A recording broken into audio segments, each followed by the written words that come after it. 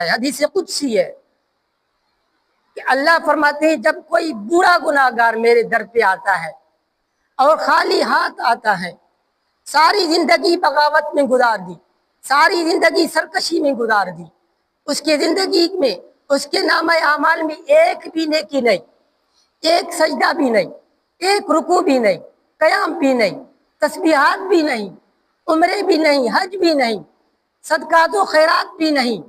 وہ بوڑھا ساری زندگی جس نے بغاوت میں گزار دی وہ اللہ کے در پہ آتا ہے اور خالی ہاتھ آتا ہے اور آ کے اشک بہاتا ہے، الہ العالمین اب تیرے در پہ آیا ہوں اور خالی ہاتھ آیا ہوں، سجدے بھی نہیں کہ سفارش کے طور پر پیش کروں، رکوع بھی نہیں، قیام بھی نہیں، ایک نیکی میرے نامہ اعمال میں نہیں کہ سفارش کے طور پر پیش کروں، الہ العالمین اب تیرے در پہ آیا ہوں اور اس یقین کے ساتھ آیا ہوں اگر تو نے دستگیری نہ کی، اگر تو نے معاف نہ کیا تو ہلاک ہو جاؤں گا۔ الہ العالمین ارشاد فرماتے ہیں میرے پیغمبر بہت اچھی طرح جانتا ہوں اس کو، اس کی زندگی کی کتاب کا ایک ایک ورق میرے سامنے کھلا ہوا ہے، اس کی بغاوتیں میرے سامنے، اس کا اکڑنا میرے سامنے، اس کا غرور کرنا میرے سامنے، اس کی جوانی کی مستی میرے سامنے، اس کی جوانی کا غرور میرے سامنے،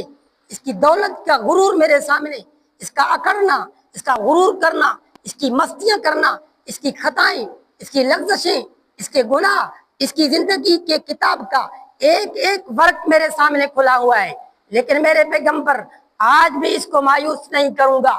آج میں اس کو مایوس نہیں کروں گا کہ میری رحمت گوارا نہیں کرتی کہ آج میں اس کو ٹھکرا دوں، دھتکار دوں کہ مجھے اس کے سفید بالوں پہ حیا آ جاتی ہے، مجھے اس کے سفید بالوں پہ حیا آ جاتی ہے۔ میرے حیدرآباد کے غیور مسلمانوں، آج بیٹے کو باپ کے سفید بالوں پہ حیا نہیں آتی، لیکن الہ العالمین کو اپنے بندے کے سفید بالوں پہ حیا آ جاتی ہے اور اس کو معاف کر دیتے ہیں۔ دوسری حدیث سنو، حدیث قدسی ہے،